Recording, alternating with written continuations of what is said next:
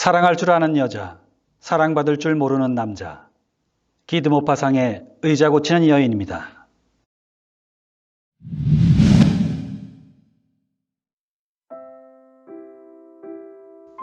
베르트랑 후작집에서 열린 사냥철 개시 기념 저녁 식사가 끝날 때였다.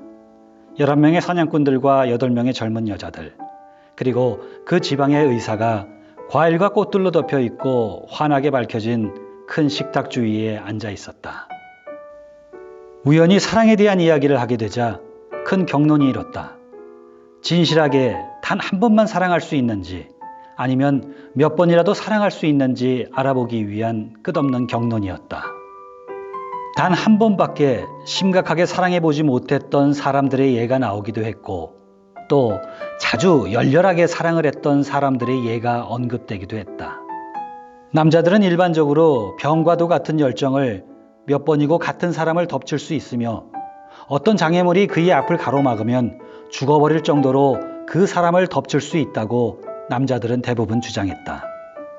이런 관점엔 이론의 여지가 없었지만 관찰보단 시를 의견의 근거로 삼는 여자들은 사랑, 그러니까 진짜 사랑, 다시 말해서 위대한 사랑은 죽기 마련인 인간에게 단 한 번밖에 오지 않는다고 주장을 했다.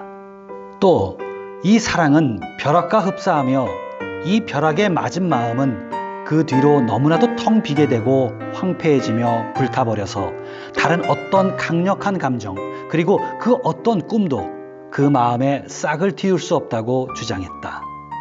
수많은 사랑을 겪었던 후작이 이런 확신에 강력하게 반박했다. 말씀드리건대 모든 힘과 모든 영혼을 다해서 여러 번 사랑에 빠지는 것은 가능합니다. 여러분들은 두 번째 정렬이 불가능하다는 증거로 사랑 때문에 자살한 사람들의 예를 드셨습니다. 만약 그 사람들이 스스로 목숨을 끊으면서 다시 사랑에 빠질 기회를 앗아가버리는 바보 같은 짓을 저지르지 않았다면 그들은 치유되었을 것이며 늙어서 죽을 때까지 계속해서 다시 사랑을 시작했을 것이라고 대답하고 싶군요. 사랑에 빠진 사람들은 술 주정뱅이들과 마찬가지입니다. 술을 마셔본 사람이 술을 마실 테고 사랑을 해본 사람이 사랑을 할 테죠. 그건 바로 기질의 문제입니다. 사람들은 은퇴해서 시골로 온 파리 출신의 나이든 의사에게 심판을 맡겼고 그에게 의견을 피력해 주길 청했다. 사실 그는 거기에 대해 가지고 있던 의견이 없었다. 후장님이 말씀하신 것처럼 그건 기질의 문제입니다. 그런데 저는 55년 동안 하루도 쉬지 않고 계속되다가 죽음에 이르러서야 끝났던 정렬을 알게 됐죠. 후작 부인은 박수를 쳤다. 아름답지 않나요? 그렇게 사랑을 받다니 얼마나 꿈 같았겠어요. 그렇게 격렬하고 강렬한 애정으로 완전히 휩싸여서 55년을 살다니 얼마나 행복했을까. 그런 식으로 열렬하게 사랑을 받는 남자는 틀림없이 행복했을 거고 인생을 진심으로 찬양했을 겁니다. 의사는 미소를 지었다. 부인, 사실 사랑을 받은 사람이 남자라는 점에 있어서는 틀리지 않으셨습니다. 당신은 그 남자를 알고 계십니다. 마을 약사인 슈케시지요. 그 여자 또한 알고 계십니다. 바로 의자 고치는 일을 업으로 삼았던 이 여자입니다. 매년 성으로 왔던 너파 말입니다. 그런데 더 잘 이해를 하실 수 있도록 해야겠군요. 여자들의 열의가 시들해졌고 혐오감이인 그녀들의 얼굴은 그럴 리가 라고 말하고 있었는데, 마치 사랑은 세련되고 기품 있는 존재들, 훌륭한 사람들의 흥미를 끌 수 있는 존재들에게만 내려야 하는 것이라는 듯이 말이다. 의사는 다시 말을 이었다. 저는 3개월 전 침대 위에서 죽어가는 이 늙은 여자의 부름을 받았습니다. 그녀는 전날 밤 여러분들도 보신 적이 있는 마차, 그녀가 집으로 사용하며 늙은 말이 끄는 그 마차를 타고 도착해 있었습니다. 친구이자 감시를 하는 커다란 검은 개 2마리와 함께 말이죠. 신부가 벌써 거기 와 있었습니다. 그녀는 우리를 유언집행자로 세웠습니다. 그리고 우리에게 유언이 뜻하는 바를 알려주기 위해 자신의 일생을 얘기해 주었습니다. 난 이보다 더 기이하고 가슴을 때리는 듯한 얘기를 모릅니다. 그녀의 아버지는 의자 고치는 일을 했고 그녀의 어머니도 의자 고치는 일을 했습니다.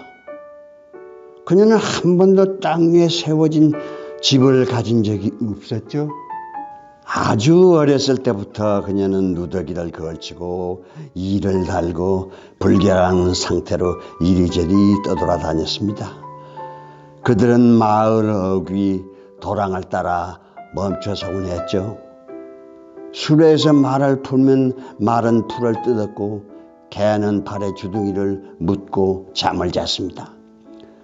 그리고 아버지와 어머니가 느티나무 길 그늘에서 마을의 오래된 의자를 전부 고치는 동안 여자아이는 풀밭에서 뒹굴고 다녔습니다. 이 이동하는 주거지 안에서 그들은 거의 말을 나누지 않았습니다. 의자 고쳐요! 라는 귀에 익은 소리를 지르면서 누가 집들을 한 바퀴 돌지 결정하는 데 필요한 말 몇 마디만 나누고 나면 그들은 아주 앉거나 나란히 앉아서 짚을 꼬기 시작했죠. 아이가 너무 멀리 가거나 마을의 어느 개구장이와 친해지려고 하면 아버지는 화가 난 목소리로 아이를 불렀습니다. 너 이리 안 올래? 이 방탕한 의사! 그것이 그녀가 들었던 유일한 애정 표현이었죠. 그녀가 더 자라자 그들은 그녀에게 파손된 의자 재료들을 모으라고 시켰습니다. 그러면 그녀는 여기저기에서 아이들을 조금씩 알기도 했죠. 하지만 그렇게 되면 새 친구들의 부모들이 자기 아이들을 난폭하게 불렀습니다. 이리 오지 못하겠어? 이 못된 녀석. 거지들하고 얘기하는 게 내 눈에 띄기만 해봐. 종종 어린 남자 아이들은 그녀에게 돌을 던지기도 했습니다. 어떤 부인들은 그녀에게 몇 푼을 주었는데 그러면 그녀는 그 돈을 잘 간직해 두었습니다. 어느 날 그러니까 그녀가 11살이 되었을 때 이 지방을 지나가면서 그녀는 묘지 뒤에서 울고 있는 꼬마 슈케를 만나기도 했죠. 어울려 다니던 동네 꼬마 하나가 슈케에게 2푼을 훔쳐갔기 때문이었습니다. 이 부유한 집안의 어린 아이가 흘리는 눈물 때문에 그녀는 혼란에 빠졌습니다. 이 불우한 여자아이의 모자란 머리통으로 상상하기엔 언제나 만족스럽고 즐거울 그런 아이였거든요. 그녀는 아이에게 다가갔고 아이가 우는 이유를 알게 되자 자기가 가진 전 재산인 7수를 그 아이 손에 쏟아주었습니다. 아이는 눈물을 훔치면서 자연스럽게 그것을 받았죠. 그러자 그녀는 얼마나 기뻤는지 과감하게도 아이에게 입을 맞췄습니다. 그는 주의 깊게 동전을 쳐다보고 있었기 때문에 그렇게 하도록 내버려 두었죠. 자기를 밀쳐내거나 때리지 않는 걸 보고 그녀는 다시 입을 맞췄습니다. 그러니까 그를 양팔 가득 안고서 마음껏 입을 맞춘 겁니다. 그러고 나서 그녀는 달아났습니다. 그 가엾은 머릿속에서 무슨 일이 일어난 걸까요? 떠돌이의 재산을 희생했기 때문에 이 꼬맹이에게 애착을 갖게 된 걸까요? 아니면 사랑을 담은 첫 입맞춤을 해주었기 때문일까요? 어린 아이들에게나 어른들에게나 똑같이 알아낼 수 없는 비밀은 있는 법입니다. 몇 달 동안 그녀는 그 묘지 구석과 그 아이를 생각했습니다. 그를 다시 볼 수 있으리라는 바람을 가지고 그녀는 의자를 고친 값에서 그녀가 살아간 식료품 값에서 여기저기에서 한 푼씩을 끌어모으며 부모의 돈을 훔쳤습니다. 그녀가 돌아올 때는 주머니에 2프랑을 가지고 있었어요. 그녀는 아버지 가게 유리창 주위에 붉은 표본병과 초원충 사이에 말쑥하고 어린 약재살을 발견할 수밖에 없었죠. 그녀는 그런 모습 때문에 그 아이를 더 좋아하게 될 수밖에 없었죠. 영롱하게 빛나는 붉은 빛깔의 액체와 찬란하게 피어나 번쩍이는 수정유리 기구들에 현혹되고 감동받고 넋을 잃은 겁니다. 그녀는 지워질 수 없는 추억을 간직했고 이듬해 그녀가 학교 뒤에서 그 아이를 다시 만났을 때 아이는 친구들과 구슬치기를 하고 있었죠. 그녀는 아이에게 달려가서 아이의 팔을 붙잡았는데 어찌나 난폭하게 입을 맞췄는지 아이는 무서워서 울부짖기 시작했습니다. 그러자 그녀는 아이를 달래려고 돈을 쥐어주었습니다. 3프랑 4수였죠. 정말 큰 돈이었습니다. 아이는 눈이 휘둥그레져서 쳐다보고 있었죠. 아이는 그 돈을 받고 그녀가 원하는 만큼 자기를 어루만지도록 내버려 두었습니다. 4년간 계속 그녀는 자기가 모은 돈을 아이의 손에 부어주었습니다. 허락해준 입맞춤과 교환하는 것이라는 것을 생각하면서 아이는 주머니를 채웠고요. 어떨 때는 30수였고 어떨 때는 2프랑이었습니다. 어떨 때는 12수였고 마지막 때는 5프랑이었습니다. 커다랗고 둥근 5프랑짜리 동전 때문에 아이는 만족스러운 웃음을 지었답니다. 그녀는 그 아이 생각만 했습니다. 그리고 아이도 어느 정도 초조하게 그녀가 다시 오길 기다렸고 그녀를 보고 앞으로 뛰어가곤 했습니다. 그러면 이 소녀의 마음은 두근거렸답니다. 그러더니 그가 사라졌습니다. 중학교에 입학했던 겁니다. 그녀는 교묘하게 질문을 던져서 그 사실을 알아냈죠. 그래서 그녀는 한없이 꾀를 부렸습니다. 부모들이 경로를 바꾸도록 방학 때 이곳을 통해 지나가도록 말입니다. 성공은 했지만 꾀를 낸 지 1년이 지나서였죠. 그러니까 그녀는 2년 동안 그를 못 본 상태였습니다. 그래서 그를 겨우 알아봤죠. 그만큼 그는 변해 있었죠. 키가 자랐고 아름다워졌고 금단추를 단 교복을 입은 당당한 모습이었습니다. 그는 그녀를 못 본 채 했고 거만하게 그녀 곁을 지나갔습니다.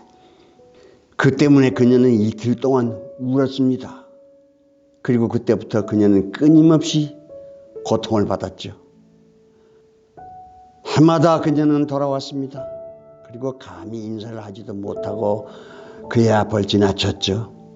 또 그도 그녀 쪽으로 눈길조차 돌릴 생각을 하지 않았습니다.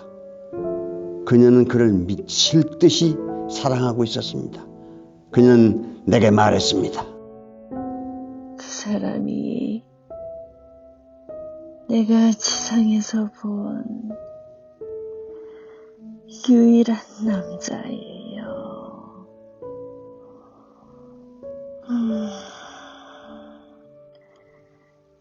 다른 남자가 존재하는지조차 몰랐죠. 그녀의 부모가 죽었습니다. 그녀는 부모들의 일을 이어서 했습니다. 그런데 개는 한 마리가 아니라 2마리를 키웠죠. 누가 감히 맞설 생각을 못하는 그런 사나운 개들이었습니다. 어느 날 자신의 마음이 머무는 이 마을로 돌아오는 차에 그녀는 자기가 사랑하는 남자와 팔짱을 끼고 슈케이 약국에서 나오는 젊은 여자를 보게 되었습니다. 그의 아내였죠. 그는 결혼을 했던 겁니다. 바로 그날 저녁 그녀는 시청 앞 광장에 있는 연못에 몸을 던졌습니다. 늦게 귀가하던 술꾼이 그녀를 물에서 건져냈고 약국으로 데려다 주었죠. 슈켄의 아들은 잠옷바람으로 그녀를 돌보러 내려왔습니다. 그리고 아는 척을 안고 옷을 벗기고 몸을 문질러 주었죠. 그러고 나서 엄한 목소리로 그녀에게 말했습니다. 이봐요, 당신 미쳤군요. 이렇게 어리석게 굴면 안 됩니다. 병이 낫는 데는 이 말로 충분했습니다. 그가 그녀에게 말을 해준 거예요. 그녀는 오랫동안 행복해했죠. 그녀가 돈을 꼭 지불하려고 고집을 부렸는데도 그는 치료를 해준 사례로 아무것도 받으려 하지 않았습니다. 그리고 그렇게 그녀의 온 생애가 흘러갔습니다. 그녀는 슈케를 생각하면서 의자 짚을 갈아 넣었습니다. 해마다 그녀는 유리창 너머로 그를 봐왔고요. 그녀에게는 자질구레한 약품들을 슈케 약국에서 사는 습관이 생겼습니다. 그렇게 해서 그녀는 그를 가까이 볼 수 있었고 그와 말을 할 수가 있었죠. 그리고 계속 그에게 돈을 줄 수가 있었습니다. 이 이야기를 시작할 때 말씀드렸던 것처럼 그녀는 올해 봄에 죽었습니다. 이 쓸쓸한 이야기를 모두 해주고 나서 그녀는 자신이 그렇게도 인내심을 가지고 사랑했던 남자에게 일생 동안 모은 전 재산을 전해달라고 부탁했는데 그녀가 죽었을 때 틀림없이 그가 한 번이라도 자기 생각을 해줄 것이라는 생각에 그녀는 따로 돈을 모으기 위해 밥까지 굶어가며 오로지 그 남자를 위해 일을 했었기 때문입니다. 그녀는 그렇게 말했습니다. 그녀는 내게 2,324프랑을 주었습니다. 그녀가 마지막 숨을 거두자 나는 신부에게 장례 비용으로 27프랑을 주었고 나머지를 가져갔습니다. 이튿날 나는 슈케 부부의 집을 찾아갔습니다. 그들은 서로 얼굴을 맞아보고 앉아서 점심 식사를 마친 참이었죠. 살이 찌고 혈색이 붉은 두 사람에게서는 약품 냄새가 났고 둘은 거드름을 피우며 만족해하고 있었습니다. 날 앉게 하고 버찌로 담근 브랜디를 한잔 하겠냐고 묻기에 그러겠다고 했습니다. 그리고 감격에 찬 목소리로 그들이 눈물을 흘리리라 확신하면서 이야기를 시작했습니다. 이 떠돌이 여인, 이 의자 고치는 여자에게 사랑을 받았다는 사실을 알자마자 슈케는 마뜩지 않은 마음에 펄쩍 뛰었습니다.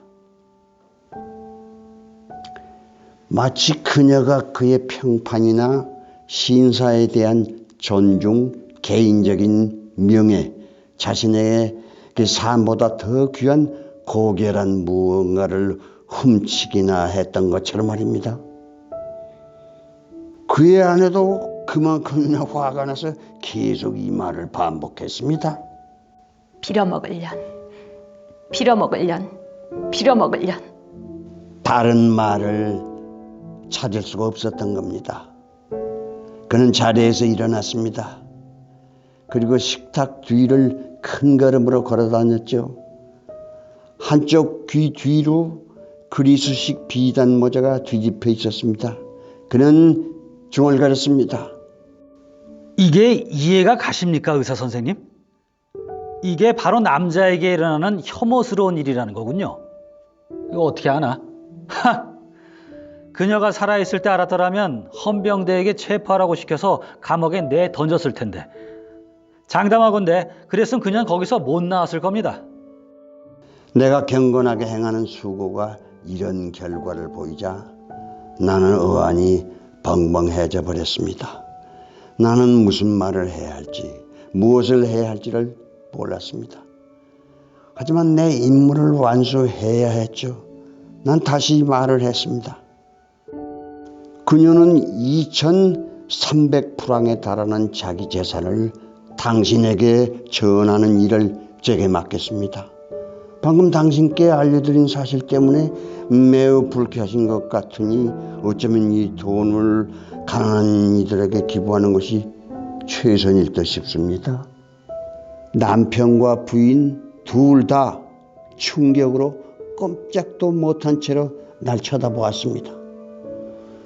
난 주머니에서 돈을 꺼냈습니다.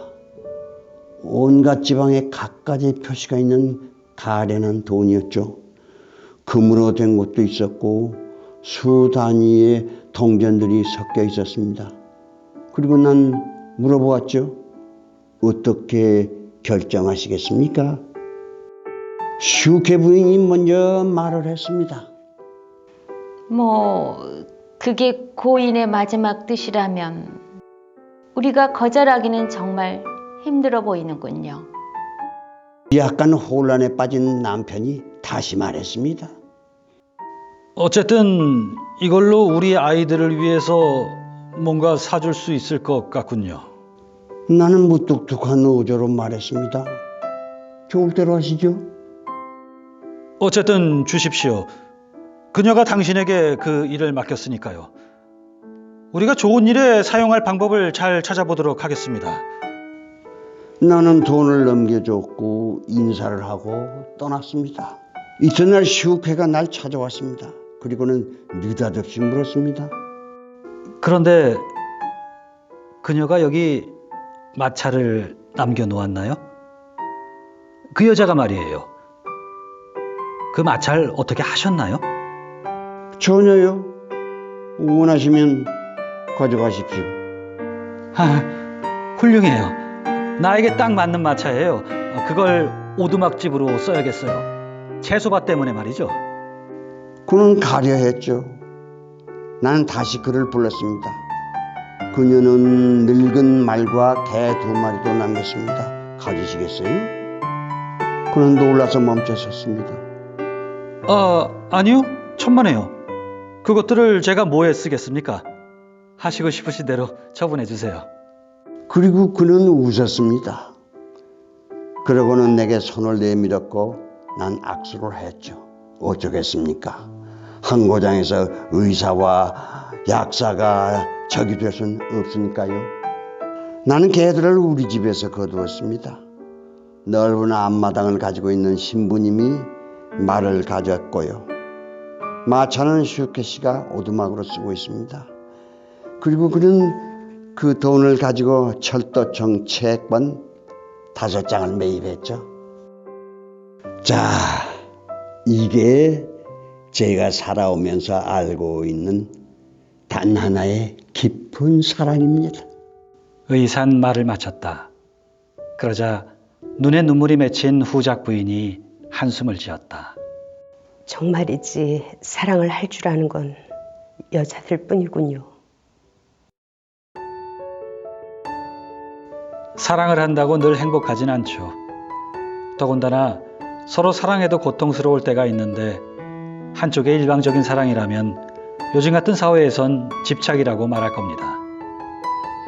결핍에서 시작된 어느 여인의 한 남자를 향한 마음, 모든 것을 내어주고픈 그녀의 사랑을 이해 못하는 바 아니지만 끝내 인정받지 못하고 오히려 경멸당하는 모습에 화가 나네요. 헤르만 헤세의 말을 빌리자면 이렇습니다. 사랑은 우리를 행복하기 위해 있는 것이 아니다. 사랑은 우리들이 고뇌와 인내에서 얼마나 강할 수 있는가를 자신에게 보이기 위해서 있는 것이다. 그럼에도 우리는 사랑에 빠지게 되죠. 본문에서 얘기한 바로 이런 감정 때문에요. 사랑은 벼락과 흡사하며 이 벼락에 맞은 마음은 그 뒤로 너무나도 텅 비게 되고 황폐해지며 불타버려서 다른 어떤 강력한 감정 그리고 그 어떤 꿈도 그 마음에 싹을 틔울 수 없다. 예, 맞습니다. 그렇죠. 다음 시간에 뵙겠습니다.